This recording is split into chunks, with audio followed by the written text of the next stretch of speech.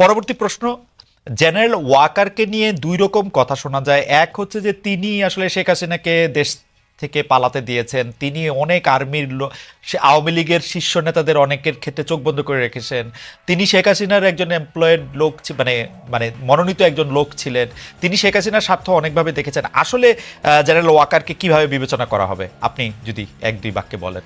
সামি, আপনাকে আমি আমি জেনারেল ওয়াকারের বিষয়ে আমি তার খুবই ঘনিষ্ঠ মাধ্যম থেকে আমি যেটা জেনেছি, 5ই আগস্ট সকালবেলা উনি আপনার নামাজ পড়ে উঠে হি ওয়াজ ক্রাইং। আমি জানি না এটা কতটা সত্যি কতটা মিথ্যা। And he was asking the close person যে আল্লাহ, এটা তুমি আমাকে কিসের মধ্যে ফেললা, why me and why at this time, what should I do. এবং এই এই উনি যদি আসলে ওরকমই ব্যক্তি হতেন, ধরেন আপনি যদি if you put beside him general Aziz অথবা জেনারেল শফি, উনি যে লাস্ট যিনি ছিলেন, আমার মনে হয় things would be extremely otherwise for the country. এই ভদ্রলোক উনি মিলিটারি অফিসার হিসেবে যথেষ্ট কেপেবল একজন অফিসার, এবং তার তার যোগ্যতার নিয়ে তিনি শেখ হাসিনাকে হেলিকপ্টারে উঠাইলেন কেন? এখন হেলিকপ্টারে না উঠে এখন would he allow to let people kill her? না, লোকজনের আগেই আটকাই দিতে পারতেন, উনি চাইলে তো পারতেনই। He let people come and then Sheikh হাসিনাকে হেলিকপ্টারে উঠাইলেন, মানে এটা কেমনে, এই গল্প আমরা পরে কেমনে মিলাবো? উনি তো ব্যারিকেড দেন নাই লোকজনরে, আর্মি ব্যারিকেড দেয় নাই, কিন্তু আর্মি ঢাকার প্রত্যেকটা জায়গা থেকে লোকজনের ছাড়ছে, লোকজন আসছে, আসার পরে উনি আবার হেলিকপ্টারে তুলে দিছেন মাননীয় প্রধানমন্ত্রীকে তার আমলে। এখন শেখ হাসিনাকে যে প্রথম হেলিকপ্টারে উঠতে দেওয়া হলো, এটা হয়তো প্রেসিডেন্টের কাছ থেকে ইনস্ট্রাকশন আসতে পারে, রাষ্ট্রপতিকে আপনি জিজ্ঞেস করতে পারেন যে আপনার কাছ থেকে আসছে কিনা ইনস্ট্রাকশন। ওকে, এটা নিয়ে আমার কিছু, এইটা একটা ভালো কথা বলছেন, আমি প্রেসিডেন্টের কথাটা ডায়েরিতে লিখে রাখলাম, যদি সুযোগ পাই তাহলে নিশ্চয়ই জিজ্ঞেস করব। কারণ he is the chief of all the armed forces. Faham, গল্পগুলি টির মাথা একটু কাইটা দেন তো, যে এইটা না, আমি হলো একই কাজ করতাম। মানে আমি যদি ওনার জায়গায় থাকতাম, আমি ফাহাম না, আমি যদি মিলিটারি চিফ হতাম, তখন ঘটনা হচ্ছে এরকম যে আপনি at that point in time he knew যে যদি জনগণ যদি গণভবনে যায়, হাসিনাকে ধরে মুসলিনীর মতন করে উল্টা করে ফাঁসি দিয়ে আর 3 দিন ধরে লটকায় রাখবে, অ্যাবসলিউটলি গ্যারান্টিড এই ঘটনাটা ঘটতো। এখন আপনি যদি ওইটা অ্যাভয়েড করতে চান, আপনি হোয়াট আর দ্য অপশনস? আপনি তাকে দেশ থেকে বের করে দেন, হচ্ছে নাম্বার 1। নাম্বার 2 হচ্ছে আপনি তাকে কোনো জায়গায় ভরে রাখবেন, অর্থাৎ মানে জেলে টেলে কোনো একটা জায়গা রাখবেন। জেলে রাখতে গেলে মহাবিপদ হতো এই সময়, কারণ এই দেশেরই মানুষ গিয়ে ওই জেল ভাঙতো, ভেঙে তাকে বের করে হয়তো মুসলিনের মতো করে লটকা দিত। হ্যাঁ, তো উনি ওই মোমেন্টে যেভাবে চিন্তা করেছেন, দেখেন উনি তো ওই মোমেন্টে জানেন নাই। আমরা কিন্তু সবাই ভাবছিলাম যে হাসিনা পালালে আওয়ামী লীগের লোকরা মনে করতো লাখ লাখ লোক মারা যাবে। হ্যাঁ, 100টা লোক তো মরেনি, বাংলাদেশের মানুষ তো আসলে প্রতিশোধ পরায়ণ হয় নাই, কিন্তু বিপদটা তো ওই সময় আমরা কেউ জানতাম না। তো ওই না জানা অবস্থায় উনি এট দ্যাট মোমেন্ট উনি মনে করেছেন যে হাসিনাকে বিদেশে পাঠানো হচ্ছে বেস্ট অপশন। এবং এইটা এমন না যে আমি আমার আত্মীয়কে বাঁচালাম, আমার কাছে মনে হয়েছে যে ওই মোমেন্টে অনেক সেন্সিবল লোক এই ডিসিশনটাই নিত, অনেক সেন্সিবল লোক। এখন হয়তো নিবে না, কিন্তু ওই মোমেন্টে থাকলে ওই ডিসিশনটাই নিত। কিন্তু আমি একটা জিনিস বুঝতে পারি না, মানে কেন আমার কাছে একটু লাগে যে শেখ হাসিনার তো Ashish, can you extend for another 10 minutes or 15? Sorry, thank you. যেটা হইলো যে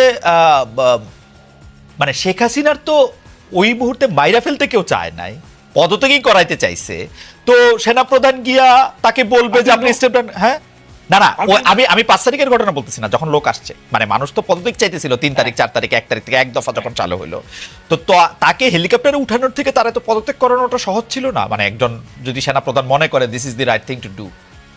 বিকজ এইটা আমি কেন বলতেছি, এটা আমাদের দেশের জন্য একটা অসম্মানজনক কাজ হয়েছে, সবকিছুর জন্য তো সবকিছু মিলাই তো এটা একটা কেমন কাজ হয়েছে, সবকিছু মিলায়, মানে কোনটা, মানে পালায় যাওয়াটা, তারপরে হচ্ছে যে ওইখানে গিয়ে আবার প্যাক করাটা, সবকিছুই তো। হ্যাঁ, দেখেন Hasina is a psychotic character, you have to understand. আমার কাছে মনে হয় যে ওয়াকার সাহেব এটা জানেন যে হাসিনা হচ্ছে গিয়ে এমন একটা ক্যারেক্টার যে বিপদে পড়লে আপনার পা ধরে সালাম করবে, যেই বিপদ কেটে দিয়ে আপনার কল্লা কেটে দিবে। হ্যাঁ, তো এই যে এতটা অ্যাবসলিউটলি সে প্রচন্ড ভয়াবহ রকমের একটা মহিলা রে ভাই, আপনার ধারণা নাই কতটা pathetic. she is a complete psycho, মানে আচ্ছা। there is no doubt about so it. আপনারা দুজনেই বলতেছেন যে আপনারা দুজনেই বলতেছেন সাইকো হলে আপনি চিন্তা করেন, জি ইলিয়াস আলীর মেয়েকে সে যখন মাথায় হাত রাখছে, she is in complete knowledge যে ইলিয়াস আলীকে হত্যা করা হয়েছে।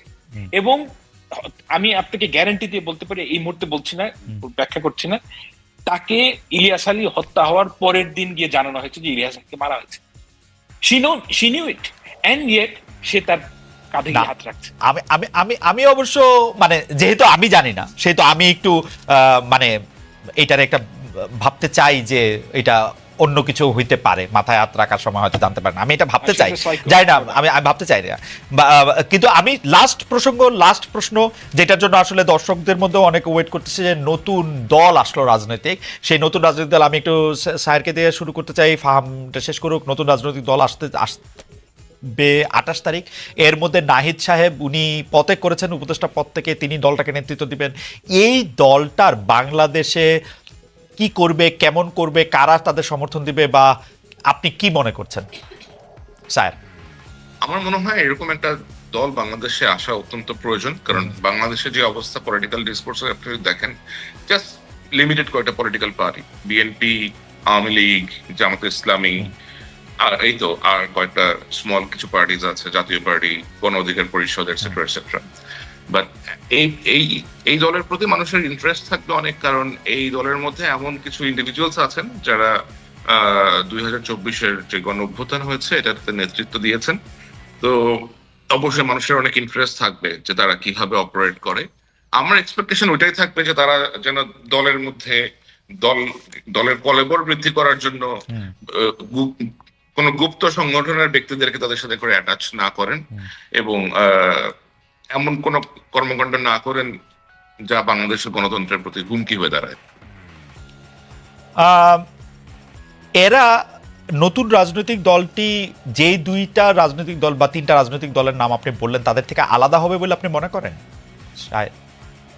I think time will say that. আচ্ছা, এটা টাইম বলে দিবে। আমি একটু ফার্মের কাছে যেতে চাই। ফার্ম, নতুন রাজনৈতিক দল সম্পর্কে আপনার একটু ধারণা, এবং তারা অন্য রাজনৈতিক দলগুলি থেকে আলাদা হবে কিনা? প্রথমে আমি একটা কথা বলি যে এই তরুণ যে ছাত্র নেতা, এরা আমার ভাই, আমি আই ফার্মলি বিলিভ ইট। এবং আমার সাথে নাহিদের যখন দেখা হয়েছে, I congratulated him, he told me যে this is going to happen. আমি তাদের সর্বাঙ্গীন মঙ্গল কামনা করি, এবং আমি পুরোপুরি মনে করি যে বাংলাদেশের জন্য এটা একটা খুবই জরুরি জিনিস। বাংলাদেশের যে পলিটিক্যাল বন্দোবস্ত, অর্থাৎ আওয়ামী লীগ চলে গেলে, আওয়ামী লীগ না থাকলে আওয়ামী লীগের যে ভোট, এটা দেওয়ার জন্য একটা প্রপার বিরোধী দল, অনেকগুলা সরকার মানে লেজিটিমেট কন্টেন্ডার থাকা উচিত, এবং সেই কন্টেন্ডার থাকার জন্য অনেকগুলো দল থাকলে ইটস গুড, হেলথি পলিটিক্স থাকা উচিত। এবং আমি তাদের সর্বাঙ্গীন ভালো জিনিস কামনা করি, it's truth. Now the question হচ্ছে যে তারা কি ধরনের পলিটিক্যাল পার্টি হবে। This is a very important question. আমার কাছে যেটা তাদের জন্য যে পলিটিক্যাল ন্যারেটিভ, আপনি তো এটা সারা জীবন এটা পেডেল করতে পারবেন না যে আমরা তরুণদের দল, এটা তো ধরেন এখন পারবেন, নেক্সট নির্বাচন হয়তো পারবেন, তারপর পারবেন। তো এটার জন্য কিছু পলিটিক্যাল প্রোগ্রাম থাকতে হবে, পলিটিক্যাল ন্যারেটিভ থাকতে হবে যেটা কন্ট্রাস্ট করে with BNP and Jamaat Islami. This is a very challenging area.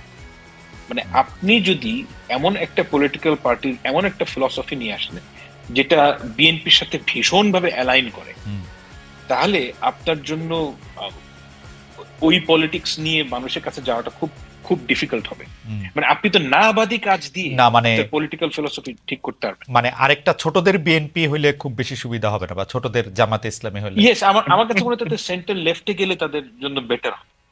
ছোটদের সিপিবি বা বড়দের সিপিবি? না, সেন্টার লেফট মানে আমি ঠিক মানে বামপন্থা হিসেবে বলি নাই। ও আচ্ছা আচ্ছা, এটা একটা চ্যালেঞ্জ। আমি বলছি যাতে প্রোগ্রামগুলা, কারণ বাংলাদেশে আমি মনে করি না যে আওয়ামী লীগের যেই ন্যারেটিভ, সেই ন্যারেটিভ যদি আপনি আনা শুরু করেন আপনি পলিটিক্সে টিকতে পারবেন। কিন্তু আপনার যে পলিটিক্যাল ইকোনমিক প্রোগ্রাম, সেই ক্ষেত্রে আপনি সেন্টার লেফটের পজিশন ধরলে কিন্তু এটার সফল হওয়ার সম্ভাবনা আছে। আচ্ছা, মানে লাস্ট মন্তব্য সেইটা হচ্ছে যে স্বামী, আওয়ামী লীগের নেরেটিভটা বিএনপি এখন বেশি করে বলতেছে, এটা মানুষজন একটা বলে। আর দুই নাম্বার কথা হচ্ছে যে এই বিএনপি এই তরুণ যে রাজনৈতিক দল হইতেছে তাদেরকে, তারপর হচ্ছে গণ অধিকার পরিষদকে, নূর সাহেবের দলকে শেষমেশ নিয়ে 5টা 3টা 4টা 2টা দিয়ে একটা নির্বাচনী বলয় তৈরি হবে জামাত ইসলামকে বাদ দিয়ে, আর বাকি সবার মধ্যে। এইটা সম্ভাবনা আপনি কত দেখেন? আপনি একটু যদি 20-40 মিনিটে যদি একটু বলেন, এটা আমি ফাহাম থেকে একটা লাস্ট লাইন শুনবো এটা নিয়ে। বিএনপি, আওয়ামী লীগের নেগেটিভ বিএনপি বলে, এটা হচ্ছে আওয়ামী লীগের ন্যারেটিভ বিএনপি বলে, কারণ বিএনপির কথাবার্তা আওয়ামী লীগের থেকে বেশ ডিফারেন্ট। আমি like the way I have notice যে তারা ওদের বডি ল্যাঙ্গুয়েজ, টোন এবং অ্যাপ্রোচ ইজ ভেরি ডিফারেন্ট দেন আওয়ামী লীগ। আর ওরা অন্যদের সাথে কোন রকম মোর্চা করবে কিনা অথবা যৌথভাবে নির্বাচন করবে কিনা, এগুলো সম্পূর্ণভাবে তাদের রাজনৈতিক ব্যাপার। লাইক আমি এই সমস্ত রাজনৈতিক ব্যাপারে মতামত প্রকাশ করতে খুব বেশি একটা কমফোর্টেবল না। ওকে, ঠিক আছে, তাহলে আমরা ফাহামকেই বলি যে ফাহাম, আসলে আওয়ামী লীগের নেগেটিভটা বিএনপি দিতেছে কিনা এখন? অনেকে বলতেছে না। অ্যাবসলিউটলি না।